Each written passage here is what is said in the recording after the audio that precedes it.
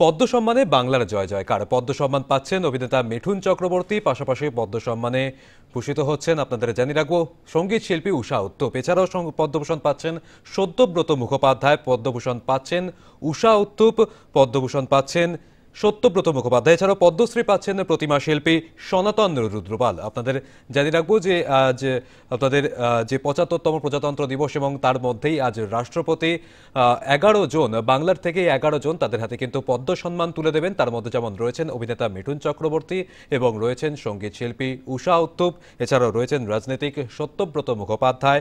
পদ্মশ্রী পাচ্ছেন প্রতিমা শিল্পী সনাতন রুদ্রপাল। দেশ জুড়ে বিভিন্ন বিশিষ্ট মানুষের হাতে পদ্ম সম্মান তুলে দেবেন রাষ্ট্রপতি। এবার পশ্চিমবঙ্গ থেকে ১১ জন পাচ্ছেন পদ্ম সম্মান। সেই তালিকায় আছেন শিল্প সংস্কৃতি থেকে বিজ্ঞান, সমাজসেবা সহ বিভিন্ন ক্ষেত্রের মানুষরা। পদ্মভূষণ পাচ্ছেন মিঠুন চক্রবর্তী, পদ্মভূষণ পাচ্ছেন সত্যব্রত মুখোপাধ্যায়, পদ্মভূষণ পাচ্ছেন ঊষা উত্তুপ। এছাড়াও পদ্মশ্রী পাচ্ছেন প্রতিমা শিল্পী সনাতন রুদ্রপাল, ভাদু গানের শিল্পী রতন কাহার, ছৌ শিল্পী নেপাল চন্দ্র সূত্রধর, পরিবেশ বন্ধু পুরুলিয়ার দুখু মাঝি।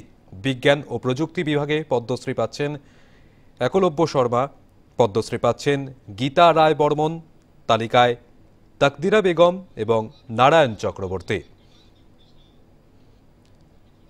মিঠুন চক্রবর্তী এবার তিনি পদ্মভূষণে সম্মানিত হচ্ছেন।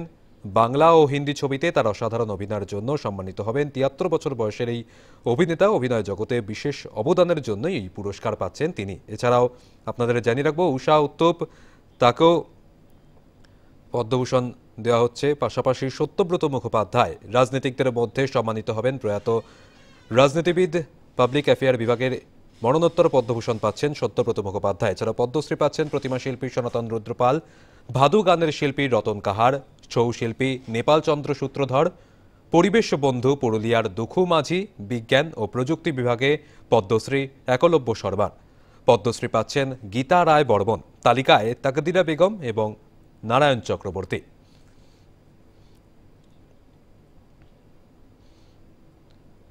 সত্যব্রত মুখোপাধ্যায় রাজনীতিকদের মধ্যে সম্মানিত হবেন। প্রয়াত রাজনীতিবিদ, পাবলিক অ্যাফেয়ার বিভাগে এই মরণোত্তর পদ্মভূষণ পাচ্ছেন সত্যব্রত মুখোপাধ্যায়। গত বছর ৩রা মার্চ প্রয়াত হন তিনি। সত্যব্রত মুখোপাধ্যায় ২০০০ সালে অটল বিহারী বাজপেয়ীর মন্ত্রিসভার রাসায়নিক ও সার মন্ত্রী এবং পরে শিল্প ও বাণিজ্য মন্ত্রীর দায়িত্বে ছিলেন। ঊষা উত্তুপ ভারতীয় সঙ্গীতের পর্ব ও সঙ্গীত দুনিয়ার উজ্জ্বল নক্ষত্র। এছাড়াও রতন কাহার পদ্মশ্রী পুরস্কৃত হচ্ছেন লোকসঙ্গীতে বিশেষ অবদানের জন্য। ভাদু গানে তার অবদানের এই সম্মান। বড় লোকের বেটিলো গানের জন্য খ্যাত তিনি। রতন কাহার তিনি পদ্মশ্রী সম্মানে ভূষিত হচ্ছেন, পুরস্কৃত হচ্ছেন লোকসঙ্গীতের বিশেষ এই অবদানের জন্য। বড় লোকের বেটিলো গানের জন্যই খ্যাত তিনি।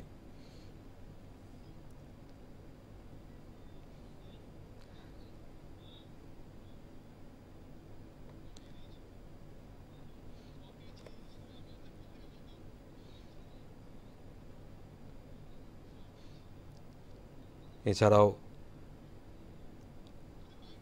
পদ্মভূষণ যেমন সম্মান এবং পদ্মশ্রী সম্মান তুলে দেওয়া হচ্ছে। এই নিয়ে মোট পদ্ম সম্মানে ভূষিত হচ্ছে পশ্চিমবঙ্গেরই ১১ জন।